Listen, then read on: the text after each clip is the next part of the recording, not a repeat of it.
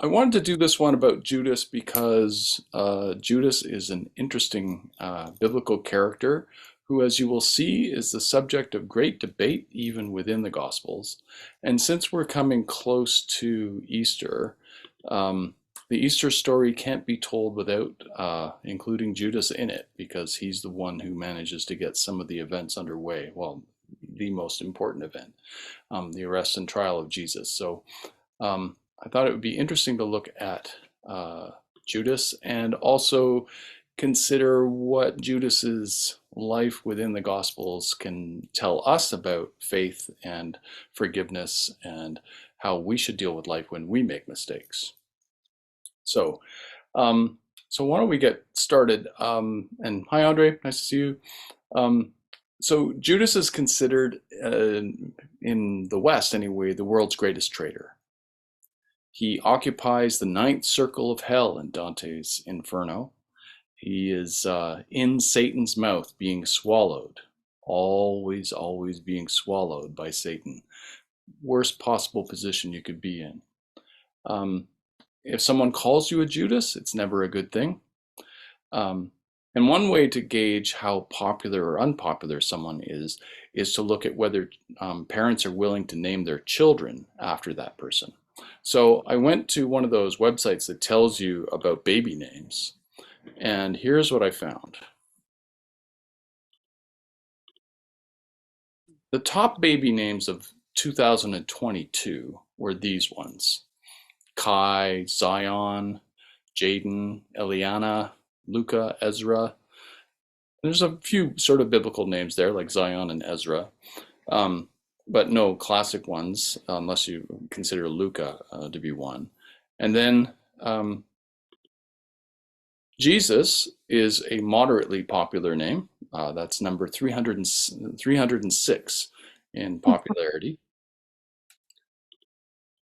And John is actually way more popular. He comes in at 39, so 39th. But if you look up Judas, what you get is 9,092. So he's What? almost the 10,000th least popular name.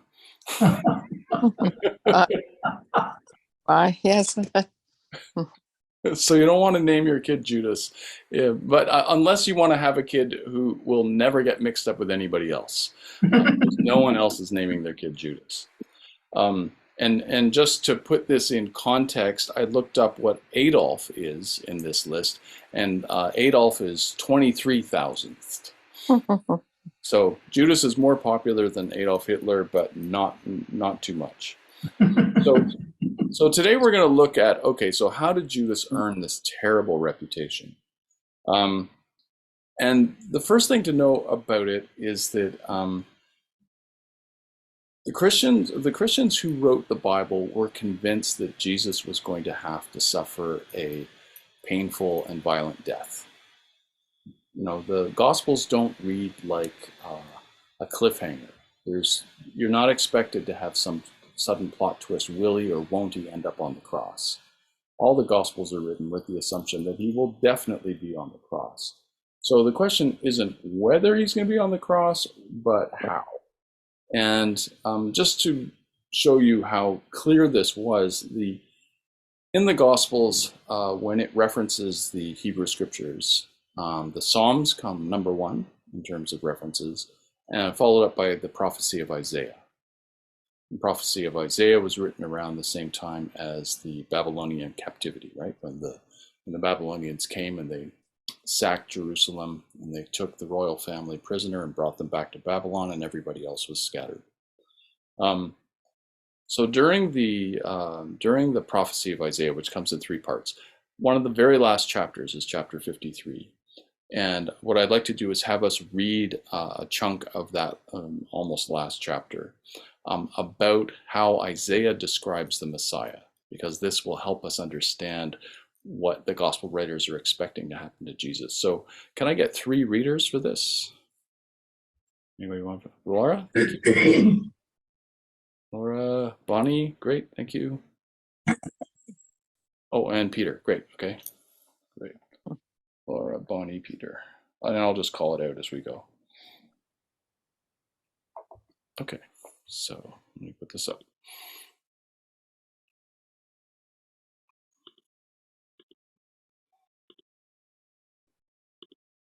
Okay, so Laura, if you could start, please.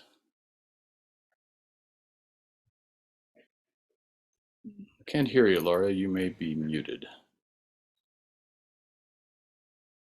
There, I think that should be better. Yes. Isaiah 53. He was oppressed and afflicted, yet he did not open his mouth. He was led like a lamb to the slaughter, and as a sheep before its shearers is silent, so he did not open his mouth. By oppression and judgment he was taken away. Yet who of his generation protested? For he was cut off from the land of the living. For the transgression of my people, he was punished. He was assigned a grave with the wicked and with the rich in his death, though he had done no violence, nor was any deceit in his mouth. Thank you. And Bonnie, if you could continue this description. Yet it was the Lord's will to crush him and cause him to suffer. And though the Lord makes his life an offering for sin, he will see his offspring and prolong his days, and the will of the Lord will prosper in his hand. After he has suffered, he will see the light of life and be satisfied. By his knowledge, my righteous servant will justify many, and he will bear their iniquities.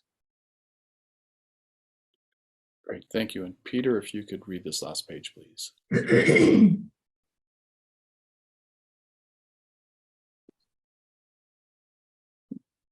It was the Lord's will. Okay, he's breaking up.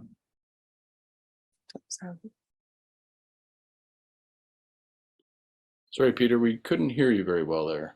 Could you try again? Where are they?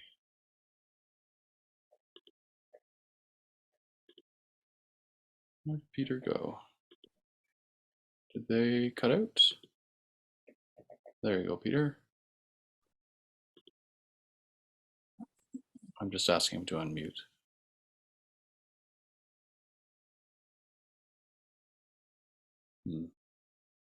Okay, maybe Peter's frozen. Okay, why don't I don't have the reading up. You don't see it? It's on the screen. Yeah, they're breaking up. Yeah, we can't hear you guys. So what? I'll read this one until. Echo. So I'll start again. Okay.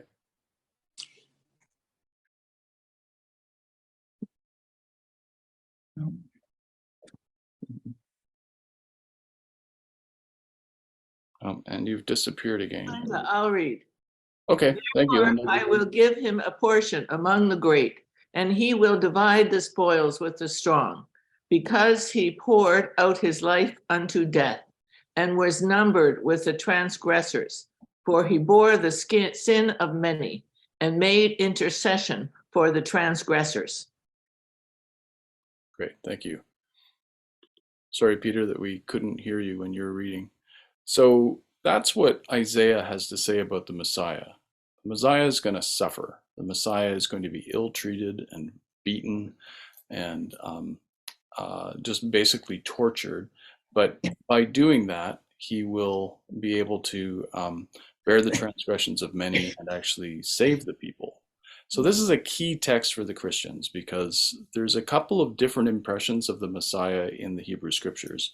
In the Psalms, the Messiah is often portrayed as a warrior, someone who is going to be given the strength by God to wage war against the oppressors of Israel.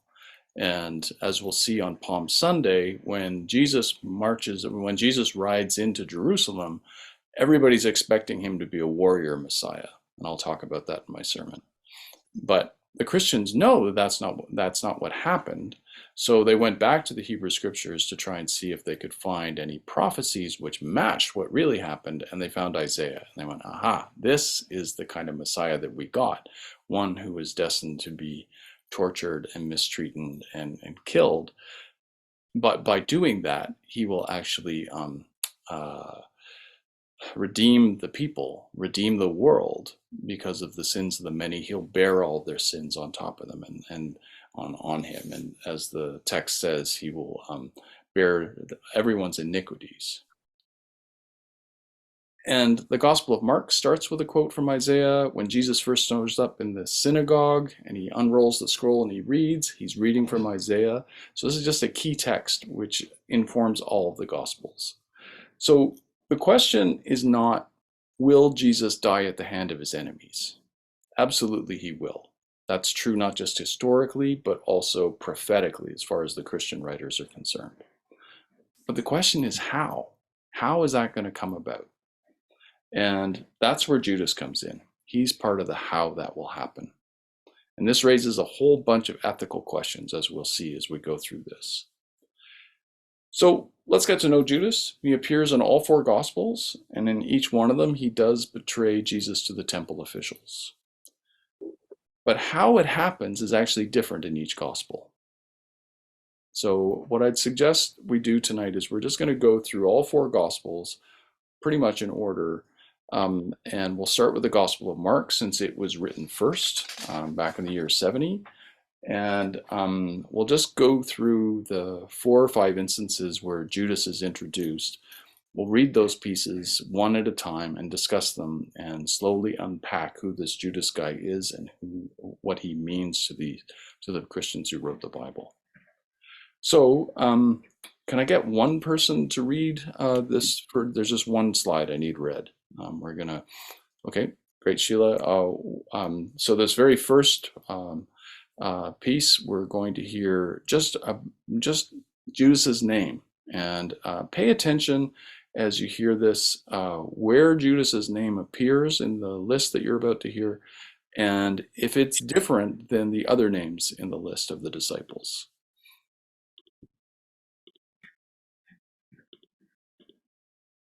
Okay, Sheila, go ahead. Jesus went up on a mountainside and called to him those he wanted, and they came to him. He appointed 12 that they might be with him and that he might send them out to preach and to have authority to drive out demons. These are the 12 he appointed: Simon, to whom he gave the name Peter; James, son of Zebedee, and his brother John. To them he gave the name Boanerges, which means sons of thunder; Andrew, Philip, Bartholomew, Matthew, Thomas, James, the son of Alphaeus, Thaddeus, Simon the Zealot, and Judas Iscariot, who betrayed him.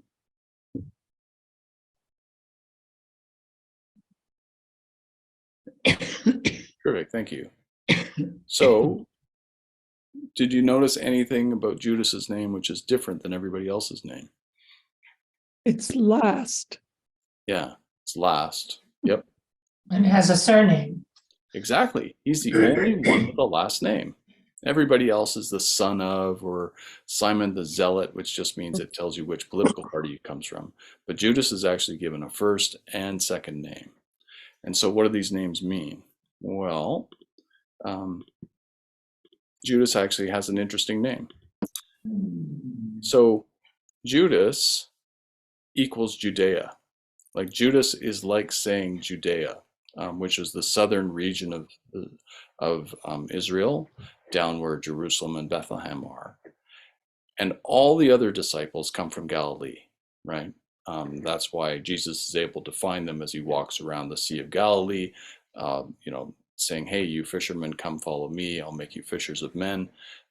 He recruits all of his disciples from the Galilee area, which is in the north, but except for Judas, who comes from the south. And what's also interesting is his last name. Iscariot is made up of two words, really. Like the is in Hebrew means man, and the Cariot part in Hebrew means from a town or city.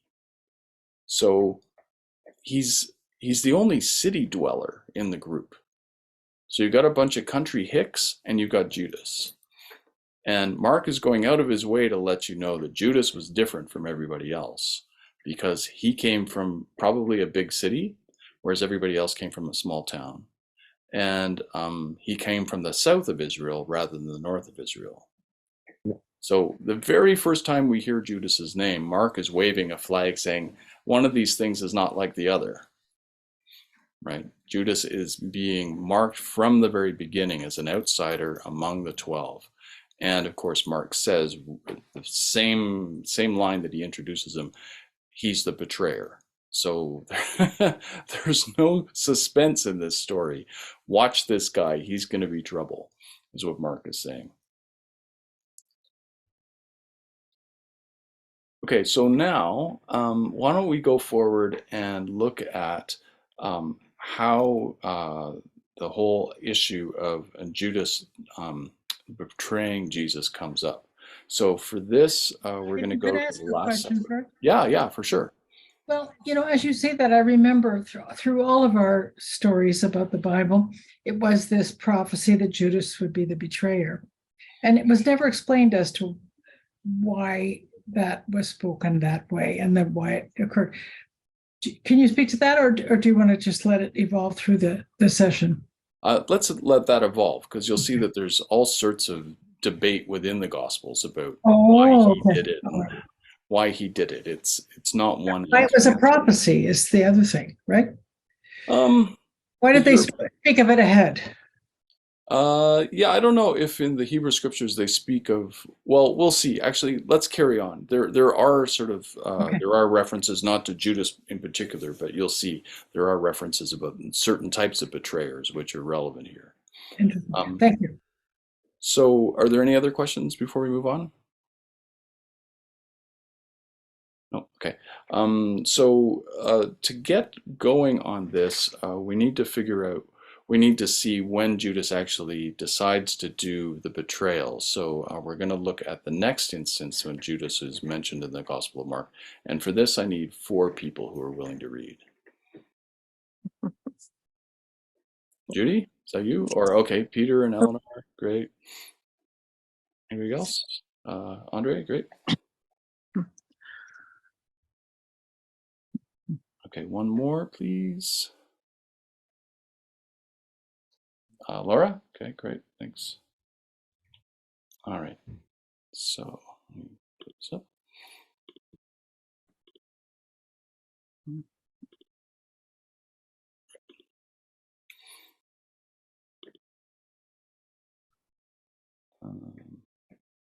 Okay, so this is the next time that we hear about Judas, is in 14, and I'm just going to skip ahead here for a second. Right. Oh yeah, okay, so this is the scene just before the Last Supper occurs. Okay, so if Peter, you could read first. Yeah, Peter, if you could read first. Peter Hines. Mark 14. Then Judas Iscariot, who was one of the 12, went to the chief priests in order to betray him to them. When they heard it, they were greatly pleased and promised to give him money. So he began to look for an opportunity to betray him. Great, thank you. And then we're just skipping a tiny little bit where Jesus tells the disciples to go into town and find a room where they're going to have their Passover supper. So that happens, and then we're actually in that room for the Passover supper. So Eleanor, if you could read this part, please. When it was evening, he came with the 12, and when they had taken their places and were eating, Jesus said, "Truly, I tell you, one of you will betray me, one who is eating with me." Thank you. And Andre? They began to be distressed and to say to him one after another, "Surely not I." He said to them, "It is one of the 12, one who is dipping bread into the bowl with me. For the Son of Man goes as it is written of him, but woe to that one by whom the Son of Man is betrayed. It would have been better for that one not to have been born." Thank you. And Laura, if you could read this one, please. While they were eating, he took a loaf of bread, and after blessing it, he broke it, gave it to them, and said, "Take, this is my body." Then he took a cup, and after giving thanks, he gave it to them, and all of them drank from it. He said to them, "This is my blood of the covenant, which is poured out for many. Truly, I tell you, I will never again drink of the fruit of the vine until that day when I drink it new in the kingdom of God." Terrific. Thank you. Okay, so reactions to that. Keep your eye on the ball of Judas. So what happens in the scene before the Last Supper? Who does Judas go to see? He went to see the priests, the high priests. Right. Who have been quite cross with Jesus. They think he's been disruptive, so they've been hoping to find a way to do something about him. And then do they invite Judas, or does Judas go of his own accord? How does that happen? Well, according to Mark, he goes of his own accord. Right. And why does he go? We don't know. That's right. Mark provides no explanation at all. He just does it. And biblical scholars generally feel that if you want to know the original story, the things which are closest to the facts, you start with the earliest story that was told. So in this case, that would be Mark. And then everything after that, like the subsequent Gospels, are embellishments and explanations and backstory. So they aren't necessarily as factually likely to have happened. So Mark's not speculating. He generally just gives you the facts. He's a sort of dragnet gospel writer. Just the facts, ma'am. He doesn't worry about motivation too much. And so, yeah, we have no idea what motivates him. And then let's go to the Last Supper. So he goes to the Last Supper. Does Jesus kick him out of the Last Supper? No. No, he doesn't. And does he, he says, he does the institution of the elements, right? He says, this, from now on, think of this bread as my body and this cup as my blood. And Judas is still there, right? And he's declared already that one of you is going to betray me. And yet he goes ahead and he does the Last Supper anyway, like, those famous words. What do you think that means? Why didn't he just kick him out? Well, he knew it had to happen. Mm-hmm. But why not kick him out as soon as he says, one of you is going to betray me? Off with you then. And with the rest of you, I'll do the Last Supper, the bread and the wine thing. Because he loved him still. Yeah. Could have kicked him out. Doesn't. Didn't know. Bonnie? And he says, "Woe is the one who's going to betray me." And at the same, I was wondering about that and contradiction or counterpoise to Jesus as being a Jew and knowing it's inevitable and it's prophesied and it's going to happen. But still he's singling out somebody who's going to be punished and whoa, you're curtains. Even though you're part of the whole story. It's fated. Yeah, it seems like Jesus is a bit torn, right? Like, I know this has to happen to me, but it's awful that it's going to happen to you by betraying me. Woe to the man who does this. It'd be better if he'd never been born. As I was doing research for this, one of the biblical people from the South said, this may be the only instance that Jesus recommends abortion.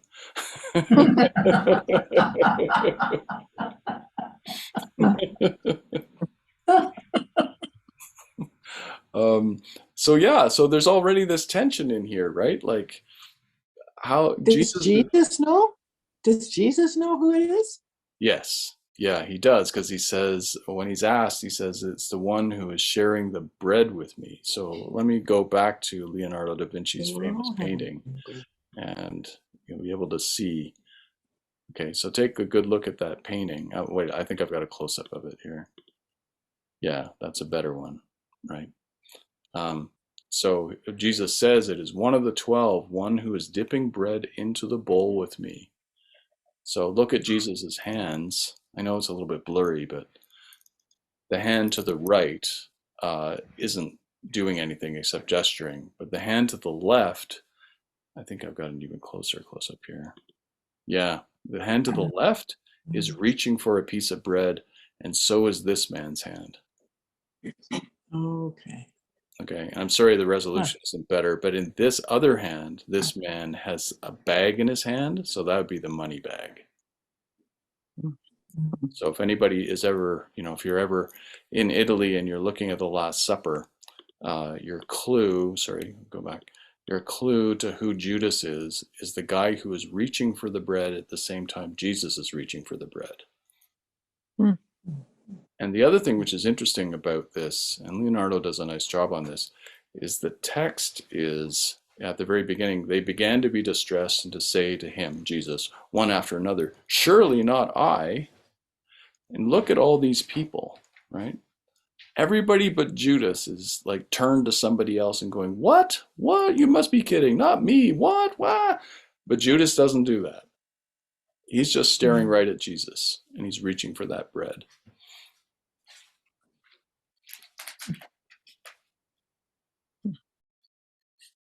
And by the time Leonardo's doing this painting, Judas is just like, there's the devil and then there's Judas, right? Like in terms of the great evil figures of Western history. So Leonardo's not going to cut Judas any slack. So while everybody else is saying, surely not me, everybody else is well aware of their personal faults. Am I going to be the one who screws up? I have no intention of betraying you. Judas is the one who is, it looks like he's like, avarice. He's reaching for the bread, just as Jesus is saying the one who's reaching for the bread. And he's clasping that bag of money because he was the treasurer as well. Anne, you got a question? Yeah, for me, he's the only one with the curly black hair, and he sort of looks black to me. The others all sort of have blondish, reddish kind of hair, and he has this very stiff, pointy beard. He looks mean. He's painted mean. The others have a soft face. Yeah. It seems like they deliberately make him look like the bad guy in the painting. Yeah, the other thing is, and this is different, traditionally, like if you look at a lot of paintings that show Judas, you'll find that he's often a redhead. Tradition says that Judas was a redhead, which is not fair to any redhead. Being married to a redhead, this is not fair to any redhead. They get enough grief as it is. But that's where tradition went. A figure like this is always going to be seen as an outsider, someone who's marginalized, just as Mark set him up to be the only guy from the south of Israel, the only guy from a town. Anne Louise? Yeah, I missed the beginning of the talk, so my apologies if this is off base, but I was wondering if it's pretty much unanimous that people interpret that part of the scripture as Jesus knowing exactly which of the 12 would betray him. I know that that's often how it's portrayed in art and so on, but the actual words as they've been translated seem a little bit less crystal clear, like they're all taking turns dipping bread into the bowl. And is it necessarily right now he's dipping the bread into the bowl with me? Does he know exactly who in most people's opinion? Yeah, what we'll see as we go through these gospels that it becomes clearer and clearer and clearer that it's Judas. And by the time we get to the Gospel of John, it's like crystal clear from Jesus's point of view, like the way he addresses Judas during the dinner, it becomes like, okay, he's definitely the guy. But you're right, the words here provide some ambiguity, but that ambiguity narrows down to zero by the time we get to the Gospel of John. Which is why history sees Judas as unimpeachably the person. But also, as we'll see, even within Mark, the next part of the story, it can only be Judas. Like, you'll see. So yeah, it becomes more and more clear that he's definitely the betrayer. And also, Mark says when he introduces Judas's name, and you may have missed this at the beginning, when he introduces Judas's name, it's like Judas Iscariot, comma, the betrayer. Period. So it's the foreshadowing is pretty heavy. Jerry? Is it also possible with the interpretation of Jesus and Judas reaching for the bread at the same time that there could be an interpretation that Judas knows he has a role to play and that he's looking for forgiveness in reaching for the bread? I don't know if that would be speculation, but an allowable speculation because this is pretty vague, right? I'm just looking at this as an interpretation of this painting, not necessarily the scripture. Oh, okay. Yeah. Well, one thing which people say about this is that the painting is misleading in terms of what would have really happened because they didn't sit at tables and chairs like that. Like it wouldn't have looked like that. Instead, they would have been lying down, sort of lounging on half couches all around a central table. It'd be more like a low coffee table with food on it, and then people in a U or full square shape in couches all sitting around. As a result, it matters a lot who's sitting next to Jesus in terms of the pecking order among the disciples. And later on in John, I think it's John's gospel, we'll see that Peter asks John, who is it? Ask him, because John was lying basically on Jesus's breast, which doesn't make much sense if you're sitting up at a table. But if you're all lounging around, someone might be lying, sort of lounging right next to you. But the fact that Judas was close enough to be dipping his bread in the same bowl suggests that he's on the other side of Jesus. So you got John on the one side and Judas on the other side. And that attests to trust. Like our dinner table etiquette may be a little more random, but back then the most important people sat next to the most important person. Like there's a very clear pecking order. So it really attests to the fact that Judas was really trusted by the disciples. They don't know he's going to be the betrayer. Jesus may, but that doesn't mean that he spurns him or keeps him at the margins. Instead, he's kept really close. And I don't think it's like Michael Corleone saying, keep your friends close and keep your enemies closer. I don't think that's what it is. I just think that Judas was, really close to Jesus, which is, tough, but that actually resonates with something which we find in the Psalms. And I think one of you asked earlier, I think Andre, I think it was you who was asking about, are there precursors in the Hebrew scriptures for Judas? There kind of are. There's a couple of Psalms that talk about friends in this context, Psalm 55 and Psalm 41. So I thought it might be useful to just look at Psalm 41. I don't think it's the whole thing. I think it's just a chunk of it. And for this, we'll need 4 readers. Anybody not having read who'd like to read? Linda, thank you. And Anne-Louise, great. Where is it? Jerry. And Jerry, okay. Don't worry, I'll show it on the screen in a second. Okay, and I can bring up the rear. All right. So.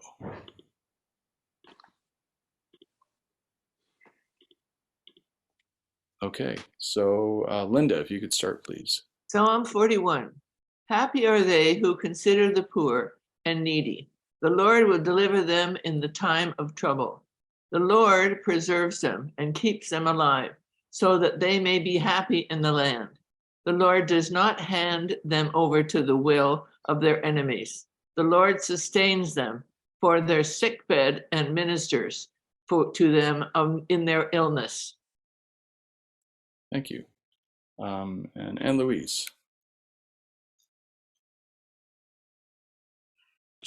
I said, Still seeing Psalm 41?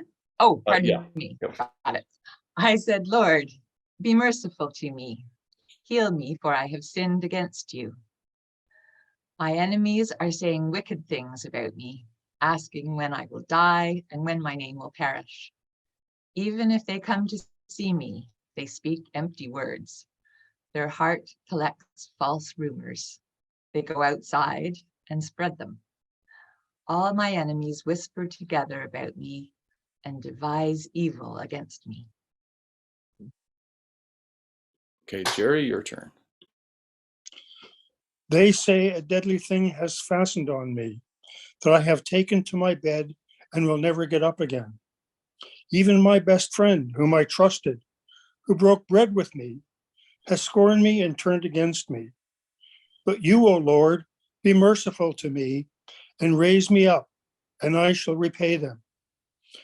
By this I know you are pleased with me, that my enemy does not triumph over me.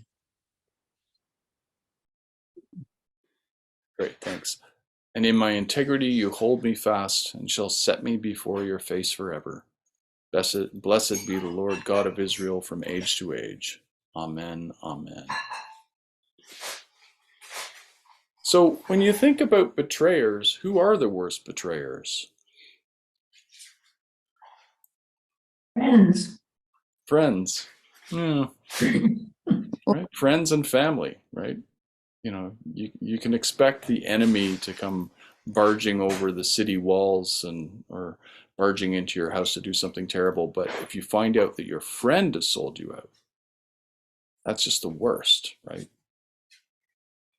And I hope that hasn't happened to any of you, but at least not in a deadly way, obviously. But certainly in high school, high school and elementary school, right? We often feel very keenly that our friends have, betrayed us by dating someone we were interested in, or, telling a secret that they weren't supposed to. And those things seem like the end of the world when they happen.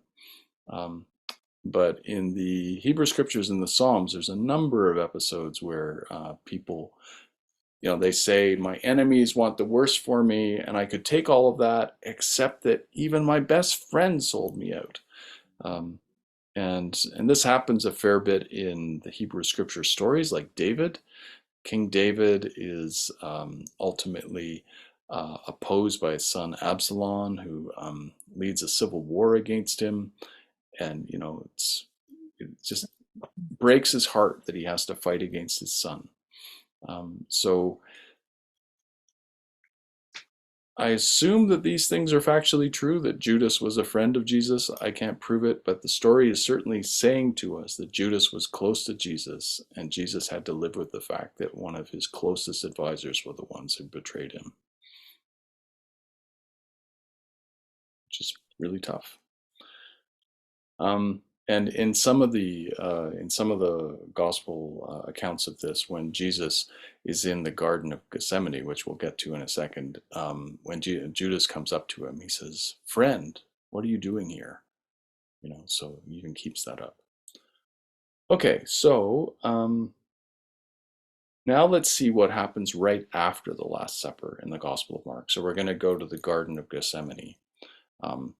And for this, it's 6 slides.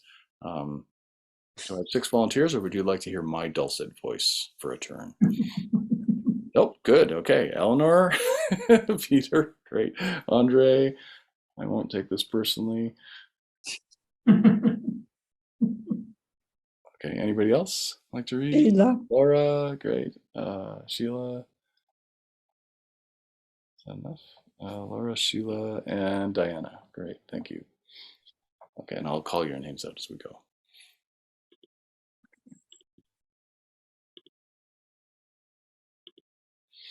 Okay, so Eleanor, you start, please. They went to a place called Gethsemane, and he said to his disciples, "Sit here while I pray." He took with him Peter and James and John and began to be distressed and agitated.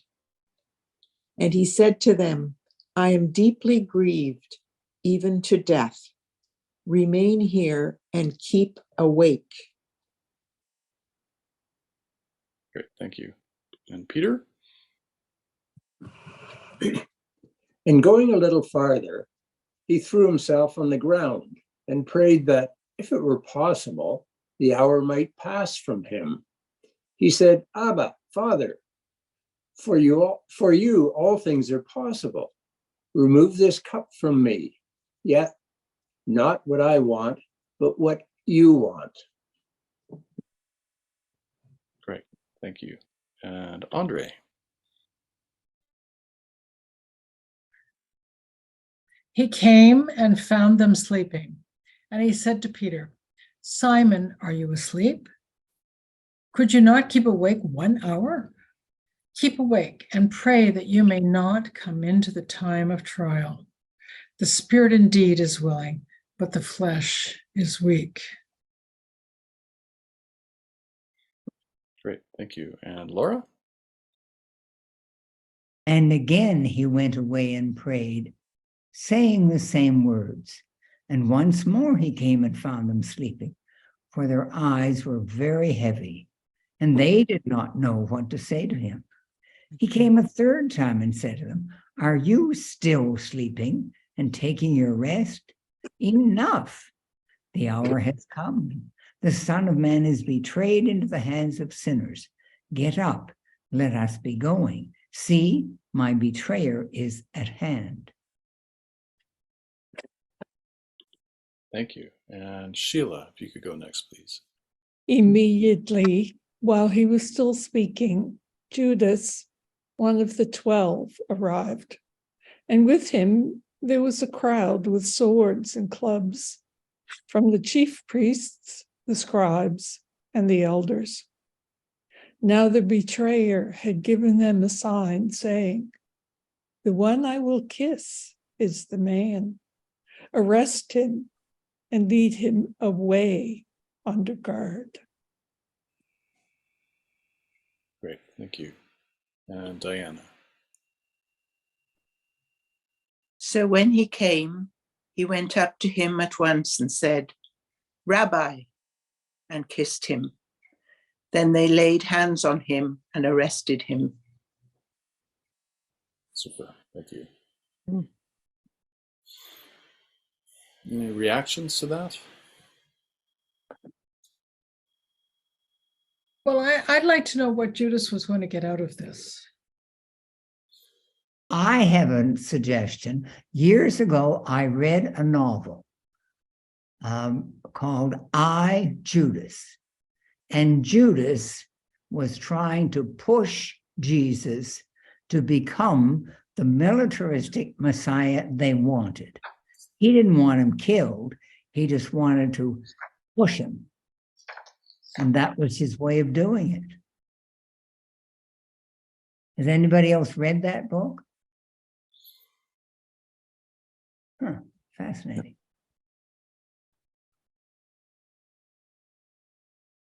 Yeah, plausible theory, though. I mean, because Jesus is certainly not going to become a guerrilla warrior, right? So why? So yeah, in terms of what Judas gets out of this, in Mark's gospel, you never find out. Mark is actually, this is the end of the Judas story in Mark. We don't find out what happens to him afterwards, and we never find out his motivations. And in other gospels, they start to fill in those blanks, and they start to give him motivations. But in Mark, no idea. Mark's not a very psychological gospel. Doesn't worry too much about people's motivations, just tells you mostly about the action. But in terms of the action, why do the soldiers need Judas's help? That was my question. Yeah. It's pretty obvious who's the leader there. Yeah, you would think, right? This is happening at night, in a place that wouldn't have street lights, right? So it is dark. And they're doing it under the cover of nightfall because they don't want to have any trouble with the crowds who are in town for Passover. So tactically, that makes sense. One thing I came across, which is interesting, is that I referred to it as the Garden of Gethsemane because that's what tradition says, and that's what all the paintings say. But that's not actually what the text says. It just says Gethsemane. And this is happening at Passover, which is generally in the spring. And even in Israel, the spring is not a great time to sleep outside uncovered, like just under the stars. Dew is very, very heavy. It gets quite cold. And so there's this idea that it's entirely possible that where they were staying in Gethsemane was a cave, which would make sense. At least they'd have cover over their heads. And they were staying there for a few days. It wasn't just this evening. So it's possible that, they needed help finding Jesus in a cave, which would have been dark. Possible. But it's also great as plot, right? This would not be anywhere near as interesting a story if the guards just showed up without Judas's help and they just marched up and roughed up the guys until they found Jesus, right? How do you feel when you see that last little bit where Judas kisses Jesus? It's a symbol of betrayal, friendship. Mm-hmm.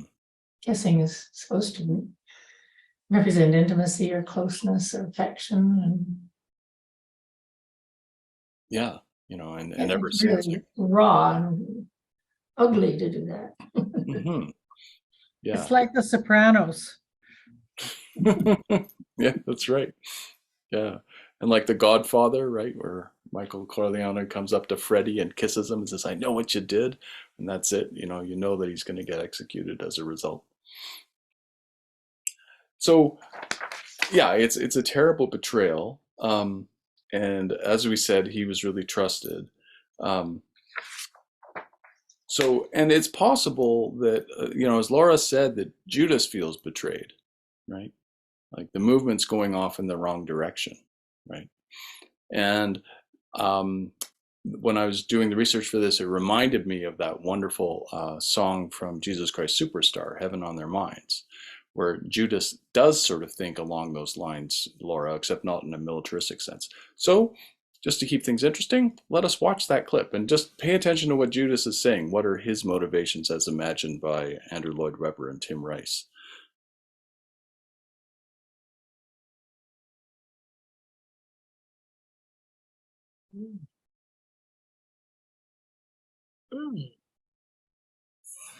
Such a great tune.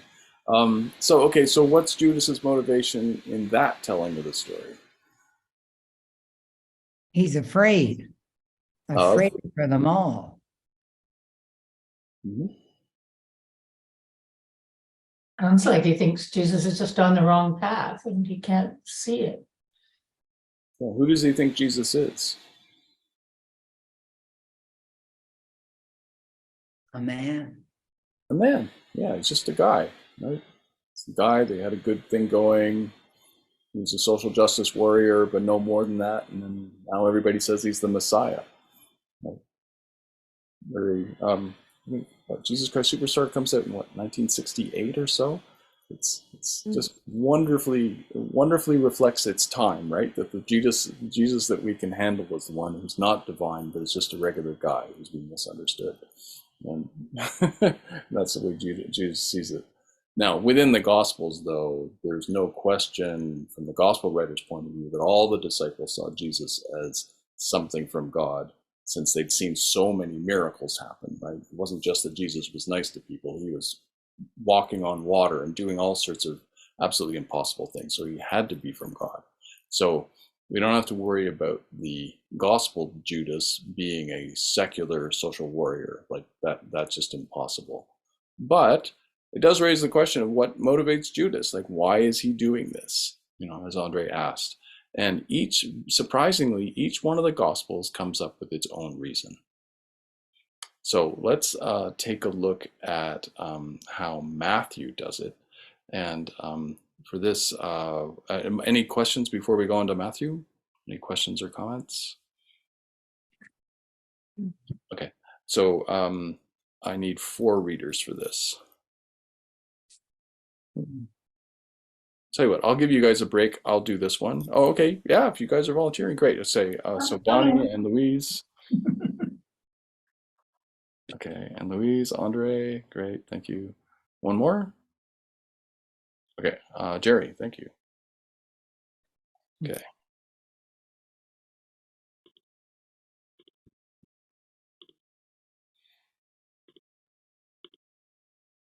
Okay, go ahead, Bonnie. When Jesus had finished saying all these things, he said to his disciples, "As you know, the Passover is 2 days away, and the Son of Man will be handed over to be crucified." Thank you. And Anne-Louise?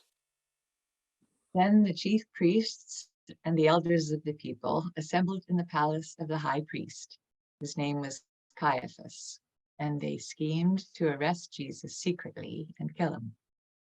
Not during the festival, they said, or there may be a riot among the people. Thank you. And Andre? While Jesus was in Bethany, in the home of Simon the leper, a woman came to him with an alabaster jar of very expensive perfume, which she poured on his head as he was reclining at the table. When the disciples saw this, they were indignant. "Why this waste?" they asked. "This perfume could have been sold at a high price and the money given to the poor." Thank you. And Jerry? Aware of this, Jesus said to them, "Why are you bothering this woman? She has done a beautiful thing to me. The poor you will always have with you, but you will not always have me. When she poured this perfume on my body, she did it to prepare me for burial. Truly, I tell you, wherever this gospel is preached throughout the world, what she has done will also be told in memory of her." Great, thank you. And I'll read this part. Then one of the 12, the one called Judas Iscariot, went to the chief priests and asked, "What are you willing to give me if I deliver him over to you?" So they counted out for him 30 pieces of silver. From then on, Judas watched for an opportunity to hand him over.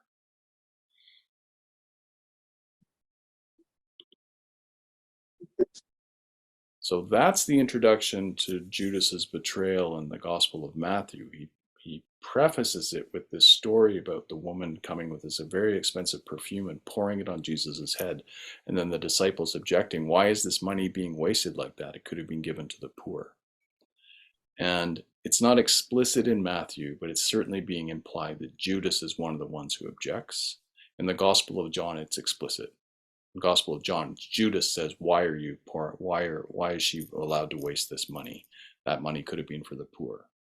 And Christian tradition has remembered that. And so what sort of motivation do you think Judas has, given the way those scenes are put together? Well, he feels pretty righteous. Mm-hmm. Yep. He's concerned about money. He wants money. Focus on money. Yeah. What will you give me if I betray Jesus to you? And don't waste it on the poor. Yeah, don't waste it on perfume, right? On perfume, rather, yeah. But waste it on perfume. Mm-hmm. Maybe he's planning to give the 30 pieces to the poor. Oh, Maybe. Yeah, maybe. Now, I looked it up, and the 30 pieces of silver aren't a lot of money compared to the 300 denarii, which the perfume cost. So it's interesting that on the surface, it doesn't make a lot of financial sense for Judas to settle for 30 pieces of silver for what he's about to do. But we'll see in a second that there may be another motivation. But just as a historical note, as I said earlier, right? Judas the name Judas is basically a generic name that was very popular among Jews and refers to the southern part of Israel, Judea. So it's basically like saying Jew Iscariot. Okay, like when Christians became convinced that Judas represented the character of Jewish people.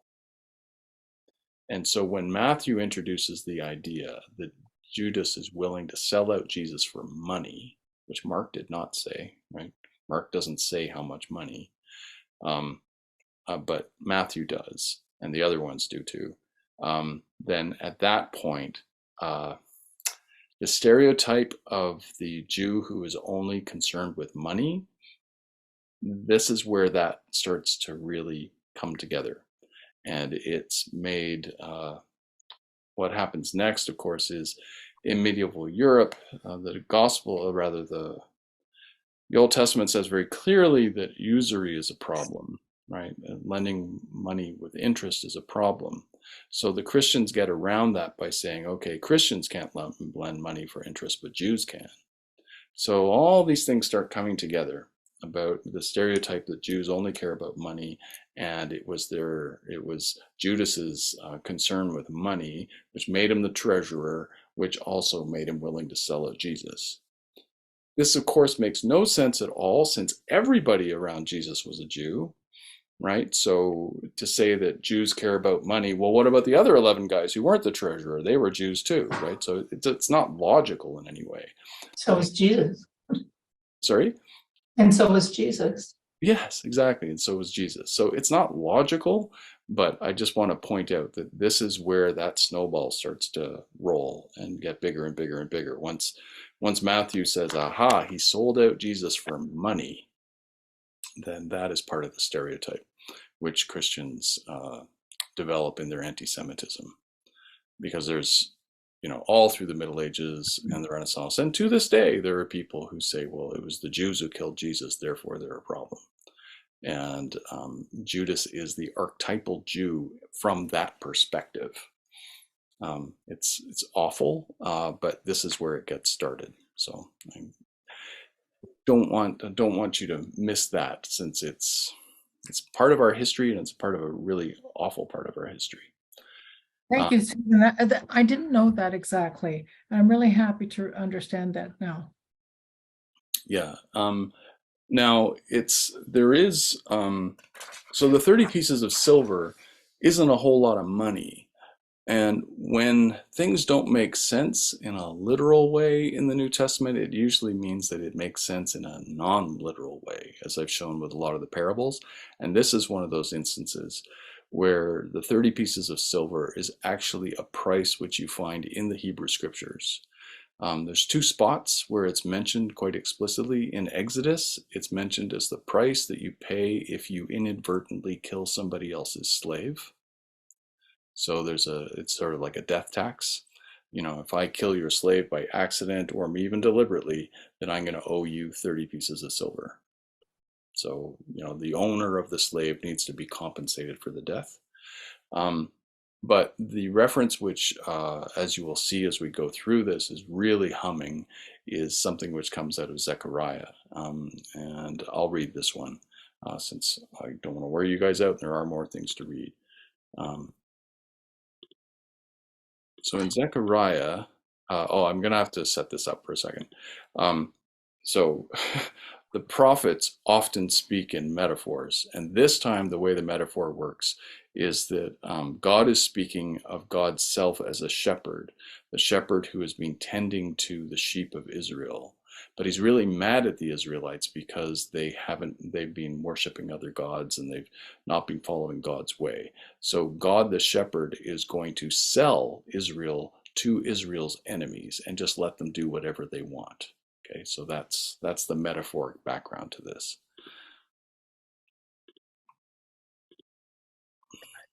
So I shepherd the flock marked for slaughter, particularly the oppressed of the flock. Then I took two staffs, and I called one favor and the other union, and I shepherded the flock. In 1 month I got rid of three shepherds. The flock detested me, and I grew weary of them. and said, I will not be your shepherd. Let the dying die and the perishing perish. Let those who are left eat one another's flesh. Then I took my staff called Favor and broke it, revoking the covenant I had made with all the nations. It was revoked on that day, and so the oppressed of the flock who were watching me knew it was the word of the Lord. I told them, if you think it best, give me my pay, but if not, keep it. So they paid me 30 pieces of silver. And the Lord said to me, throw it to the potter, the handsome price at which they valued me. Sorry, that's supposed to sound sarcastic. So I took the 30 pieces of silver and threw them to the potter at the house of the Lord. Then I broke my second staff called Union, breaking the family bond between Judah and Israel. So note that, right, between Judah and Israel. So the price of betrayal is 30 pieces of silver. And the Lord decides not to keep the 30 pieces of silver that he's got by leading them to their slaughter in the hands of others, but to throw it back in the temple so that it can be used by the potter. Okay, so keep that in mind, just in the back of your head as we go forward, because you're going to hear echoes of it.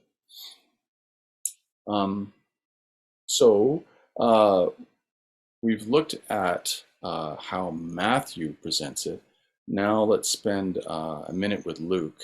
I'm not going to make you read all of the passages about Judas in all four Gospels, but in Luke there is an interesting twist, which is different from what Matthew does. So Matthew establishes money and Judas, right? Money. Judas sells out Jesus for money. But Luke has a totally different take on it. Can I get one reader for this one? Laura, thanks. So the Gospel of Luke, what is Judas's motivation? So we'll start with Luke. Okay, go ahead, Laura. Now the festival of unleavened bread, called the Passover, was approaching, and the chief priests and the teachers of the law were looking for some way to get rid of Jesus, for they were afraid of the people. Then Satan entered Judas, called Iscariot, one of the 12. And Judas went to the chief priests and the officers of the temple guard and discussed with them how he might betray Jesus.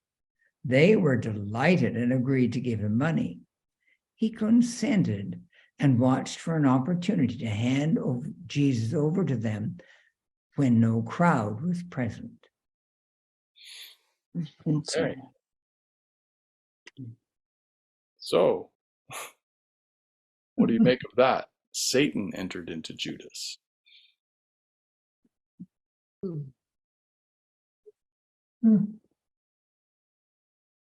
So now we have Judas's motivation. The devil made him do it. Right? And at the end of when in the Gospel of Luke, when Jesus is in the desert being tempted by Satan, and Jesus successfully resists all three temptations, Luke ends with, and so Satan went away to come back at an appointed time, or an opportune time. Here's Satan again, and he enters into Judas. What does this say, though, about Judas's responsibility as the betrayer? Lets him off the hook. Mm-hmm. Right? I mean, is he acting with free will if he's possessed? No, as you say, the devil made him do it. So there's role playing in this, in the sense that you need the devil to make Judas do it to fulfill the scriptures. Yeah, that's right. Like, it seems like Luke has a problem. Mark didn't provide any motivation for what Judas was doing, right? And Luke and Matthew both have Mark in their hands when they're writing their Gospels. And we know that because some passages are just a word for word the same as Mark. But Mark didn't fill in the blank on Judas's motivation. So Matthew says, well, it's because he was greedy and he wanted money. And Luke goes the other way and he says, well, no, he was just possessed. Now, how does Jesus feel about possessed people? in the New Testament. When he gets rid of the demon. Yeah. He's curing possessed people all the time. Does he hate possessed people? No, Does he denigrate them? no. No. Yeah. So this creates quite a quandary, right? If Judas is the most evil person who ever walked the earth, Luke seemingly has just let him off the hook by saying he was possessed by the devil. He didn't know what he was doing. No. Unless you say that only people who want to be possessed get possessed, but that doesn't seem to apply to any of the other possessed people in the New Testament. Right? Okay, so things are getting complicated, right? It's not so straightforward now that Judas is the worst person ever, because maybe he was a victim of being demonically possessed. John also, the Gospel of John also sees Judas as demonically possessed and introduces a further twist of complication. So let's take a look at John's version of the Last Supper. I need 4 readers for this. Anne, thank you. Eleanor, great. Anybody else want to go? Peter? Okay. All right, I'll bring up the rear. Oh, and Andre, great. Thank you. Okay, so we're going to go back to the Last Supper, but this time from the Gospel of John.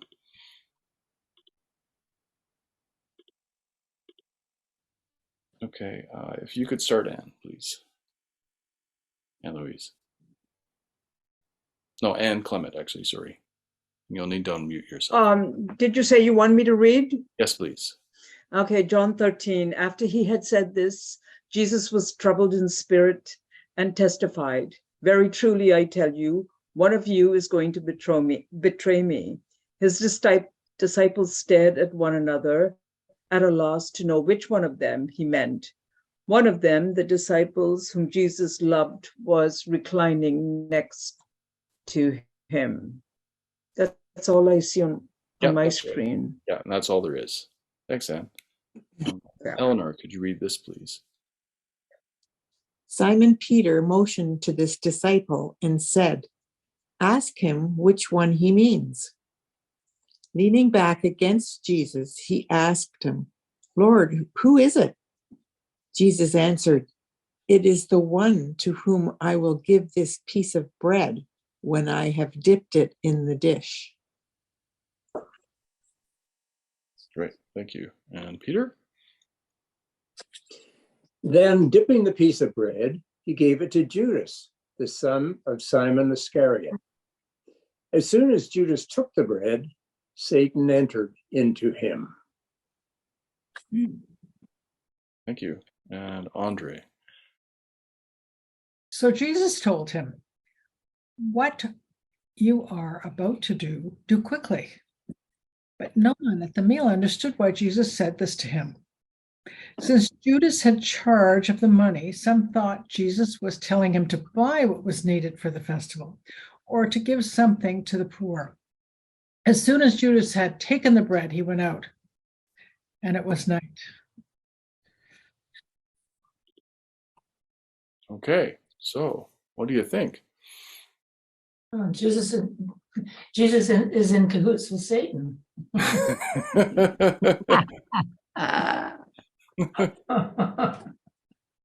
the order is important, right?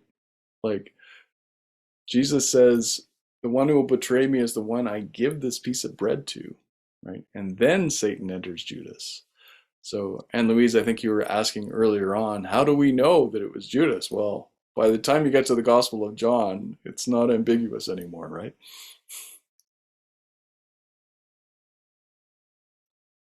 But how does this, in terms of what is Judas's motivation and why is this happening? This is a very complicated situation that John has created. Who's at fault here? Who's responsible? It all feels like it's the working out of the prophecy and that Jesus is just playing a role in that, but it's bigger than Judas or I find it odd that if the other disciples heard what Jesus said, that they don't rise up and do something to Judas. If they can hear, unless it's a close whispering and they don't hear, which is the assumption. But it also starts with saying, the disciple whom Jesus loved. Yeah, which is John, right? John is the beloved disciple. Yeah, so Peter motions to John and says, ask him, who does he mean? Right? And then Jesus makes it really clear, I'm gonna give this piece of bread to the person I mean. Yeah. But weirdly, once he does that, why don't they all get up and go, Judas, you can't do that. But instead, Jesus says, go do what you have to do quickly, right? So Jesus is giving him an order, and I presume that the disciples don't feel qualified to overrule Jesus, right? Like, no, we could keep him here and we could keep him tied up. Andre? Stephen, typically, this is like a very mystical drama, this particular story. And whenever I hear that from what you're describing, you usually tie it to another story somewhere else. Yeah, it's true, I do. I wonder if there's something in this case that you could comment on. Well, John is the one who sees the world as very much divided in a fight between good and evil, right? Like, he's really, really clear about it. He's constantly talking about the light and the dark. And in this case, he's introduced the light and the dark in a glaring way in this little scene around this dinner table, right? There's Jesus, the light, and there's the darkness of Satan. But it is weird in that, what all four gospel writers know, that Judas betrayed Jesus. That seems to be a historical fact, but none of them can agree on the exact motivation, right? Was it for money? Mark doesn't know. Matthew says it's for money. John and Luke both say that, it must have been Satan got into him. And it would seem as though if you have to invoke Satan, it means that you can't imagine a regular human being doing this to someone that they know is the Messiah, or that they know is the Son of God, right? Sent by God. No human being would betray himself that much by betraying the one who would come to save them, right? So it's like they're grasping at straws and they go, I know, maybe Satan overcame his free will, right? Satan is the reason that he's so disturbed. Jerry? Judas, I have, with all of this and thinking about Judas having a role to play, why does Jesus need to be betrayed? The priests, the Romans, everybody knew who Jesus was. If they wanted to take him and crucify him, all they had to do was send out the troops, get him, and do what they had to do. So in the life of Jesus, and in whatever the holiness of Jesus, Judas must have a role to play. And thinking about this now, I can well believe that Judas knew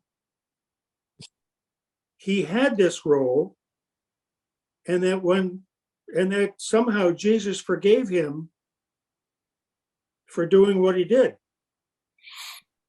Okay, so I'm glad you brought up the issue of forgiveness, because that's absolutely key here, right? Like, if Judas knows that he's following Jesus's orders, then surely Jesus would forgive him for what he's about to do, right? And that issue of forgiveness, I think, is sort of the linchpin on which Judas's reputation in our culture hinges. So let's go forward and look at that. So I want to take a look at the end of Judas by looking at what Matthew says happens to Judas. So for this, we'll need 6 readers. I think this is the last reader, or last piece of the night. Sheila. Okay, Sheila, great. Sheila, Eleanor, great. Anybody else? And Louise, thanks. Bonnie, Laura, and Linda. Is that 6? 1, 2, 3, 4, 5, 6. That's everybody. Okay, great. All right, so let's go to Matthew and see how this story ends.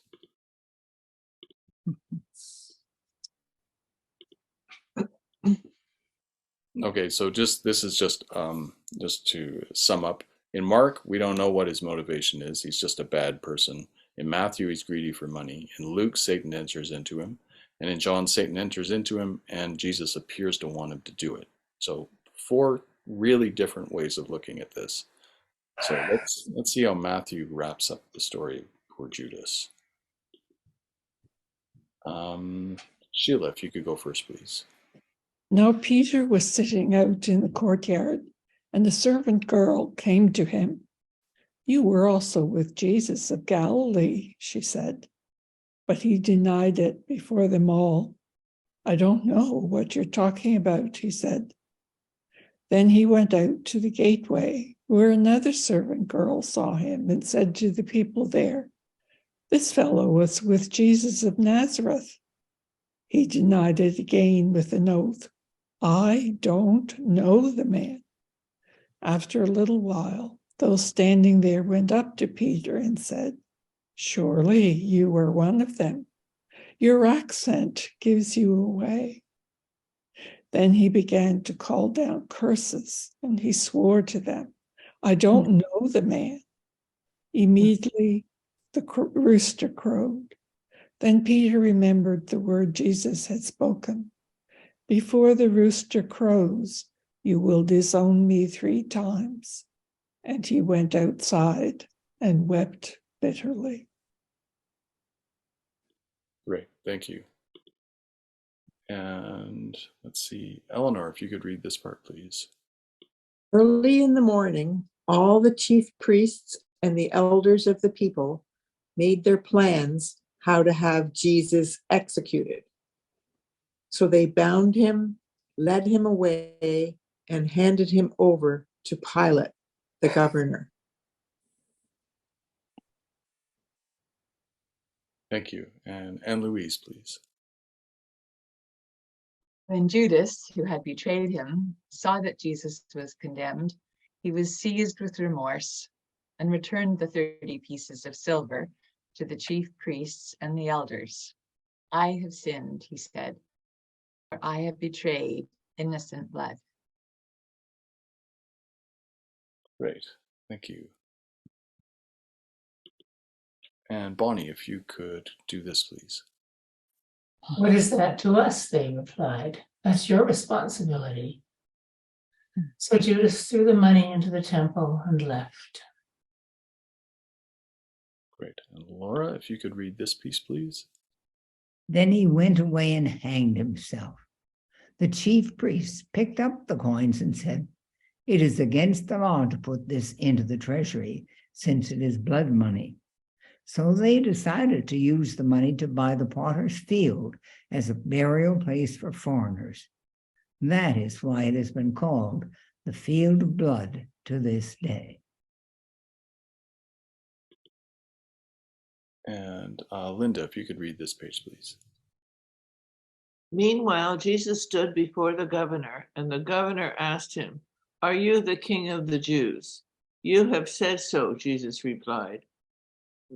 When he was accused by the chief priests and the elders, he gave no answer. Then Pilate asked him, don't you bear the testimony they are bringing against you? But Jesus made no reply, not even to a single charge, to the great amazement of the governor. Great, thank you very much. Okay, so Judas goes back to the temple officials. And what does he say? I don't want your money. I have sinned. I have sinned. I've sinned. Doesn't sound possessed anymore, right? And yeah, he repents, right? I have sinned. I was wrong to take this money. Take it back. Does this remind you of anything else that we heard earlier this evening? Remember the shepherd story in Zechariah? The shepherd being God, gets paid 30 pieces of silver, and then he throws it back into the temple, and he says, give it to the potter. And here we hear Judas goes back, throws the 30 pieces of coins into the temple with the priests, and then they go and spend it on a potter's field, which becomes known as the field of blood. So it seems pretty clear that Luke is, or rather Matthew is drawing on that prophecy to make it all sort of tie up with a bow, right? But in the way he does it, though, makes things incredibly complicated because Judas repents. So why does everybody hate Judas?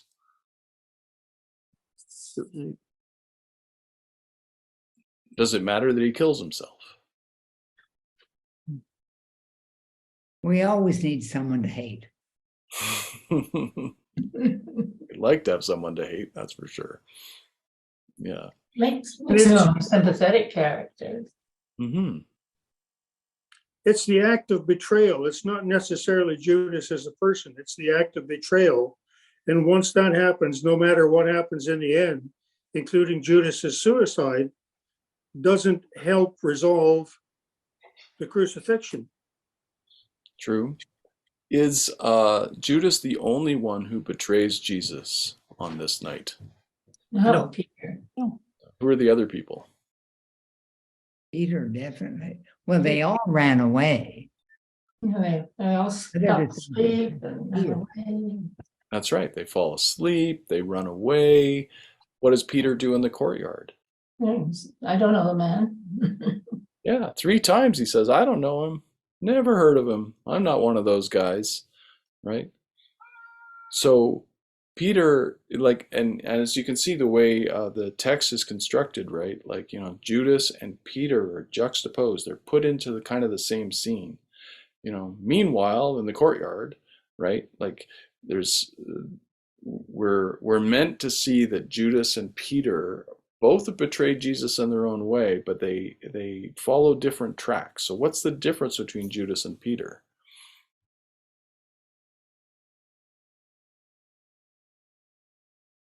What happens to Peter in the end? Well, he becomes the rock of the church. Mm-hmm. Yeah. Well, why is he chosen as the rock of the church if he manages to betray Jesus in his night of greatest need? Didn't you remember what happens with Peter when he sees Jesus, the resurrected Jesus? The guys are fishing in a boat one morning, and Peter sees a man on the shore, and he realizes it must be the resurrected Jesus. So he jumps out of the boat naked, and he swims towards Jesus, and he runs up, and he goes, "My Lord, my Lord, my Lord." And they sit down, and they have a nice big old fish fry. And Jesus says to him 3 times, "Peter, do you love me?" And he says, "Yeah, of course I love you." And he says, "Well, then take care of my sheep." He does this 3 times. It's very clear in the Gospel of John. But it's because Peter denied Jesus 3 times. So Peter's going to have to make up for that. He's going to have to, you know, attest very, very clearly that that night was an aberration rather than the key to his character. Peter effectively repents, right? He gets back on track. He stops denying Jesus. Does Judas repent? Like, does Judas stick around long enough to be forgiven? No. He hangs himself right away. Yeah. In a way, that's the key difference between Peter and Judas. Judas suffers from despair. That's it. He doesn't believe that there's anything that could redeem him for what he has done. And so he hangs himself. Whereas Peter has also screwed up. He has betrayed the person he is closest to in the world. He's denied that he even knows him. It's pretty hard stuff, right? Very similar to what we heard in that psalm, right? I could take it if my enemies did it, but it was my own friend, the person I broke bread with, right? But Peter doesn't kill himself. He sticks around, and therefore the possibility of forgiveness is present, and it happens. And that's why I think, you know, this story is relevant to all of us. Because as we've seen, Jesus doesn't hate Judas in any of these scenarios. Not once does he say, "You're an evil," right? Instead, he says kind things to Judas. Friend, why are you giving me a kiss in the garden? Like, he doesn't get mad at Judas. It's like the door is always open with Jesus for forgiveness. But Judas is the one who closes the door on himself. I think this story is saying, people, never, never, ever think that God is closing the door on you. So never close the door on God. There's always a chance for redemption. Doesn't matter how horrible a thing you have done. There is always a second chance with God.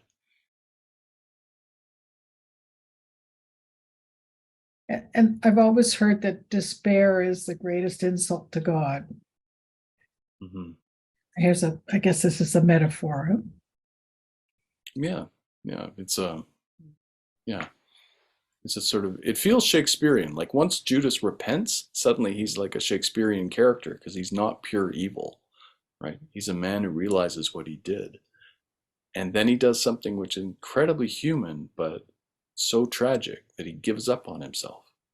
And I was just thinking of it in terms of colonialism and how certain groups of people kind of acted superior, and then other groups in the world of humans were the bad guys. And I see it, as you said, the Jewish, that somehow we get this stereotype of Jews and money, and that there are some who were able to be forgiven, and they became the rock, they became the leaders, they became fulfilled in their human potential. And then you see this other group that committed suicide, that their spirit as humans were so, I don't know how to explain it, that Judas killed himself. I'm just seeing it as the larger story of humanity for my own understanding of this whole Bible story. I'm trying to figure this out for myself. So I'm just expressing how I see this playing out in world history and how we've come to where we are today. yeah, and lots of conquered peoples suffered from soul-crushing despair, right? When indigenous people from Canada and the Americas were brought to Europe, many of them died. Not because they got sick, not because they were harmed. They just felt so cut off from their people in such a strange land that they just died of despair. Commit suicide. They just died. They just withered because they were cut off from everything that they knew, right? And I think that you can see the fact that there's so much disagreement in these texts about Judas's motivation, and they keep filling in the blanks almost in a sort of midrashic kind of way, shows that even the gospel writers don't really know why Judas did what he did. So they opt for spiritual lessons instead. And I think in Matthew, it's really clear. He's saying there are two roads that you're faced with two roads if you make a mistake. And this is where I think this story is really powerful, because everybody makes mistakes, right?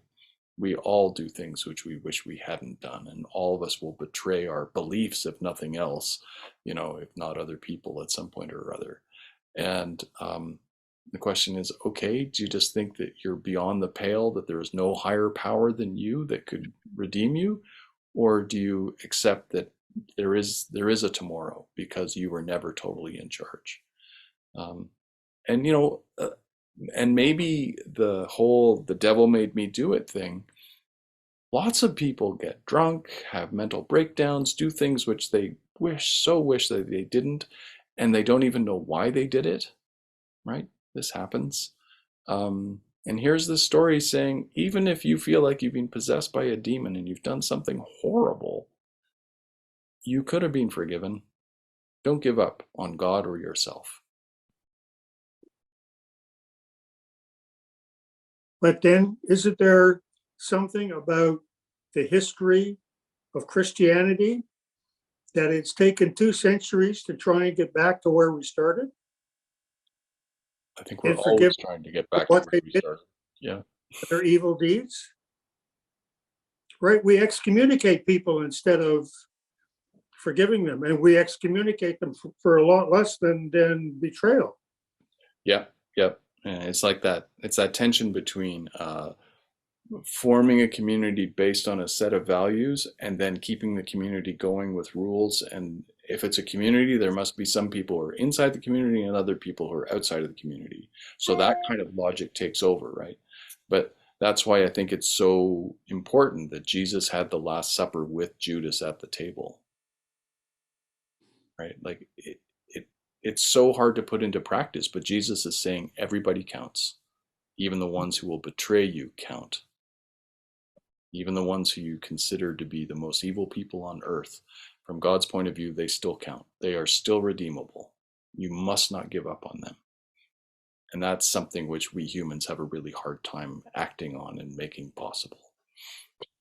And I was thinking of another Bible class that you had, where something about that the tree in the Garden of Eden, and how that was sort of like the cross. I can't remember exactly what you said, but here I see two trees again. Jesus dies on the cross, and then we have Judas dying on a tree, but he's hung himself.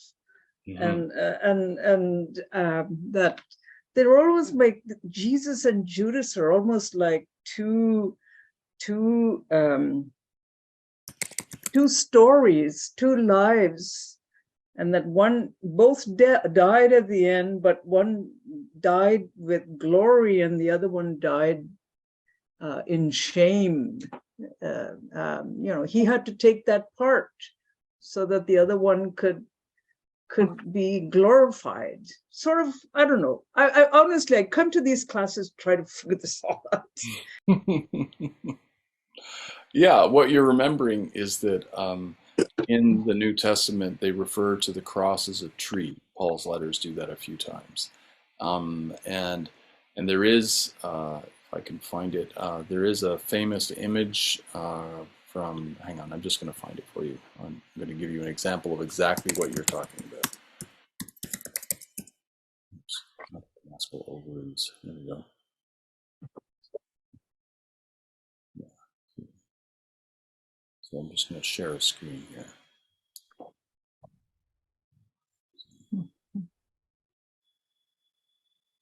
This is the first image of Jesus on the cross. This was done in the 400s. It's called the Maskell Ivories. It's done in Rome. On the left-hand side is Judas hanging from the tree. You see the money bag under his feet. You see a snake right next to the money bag.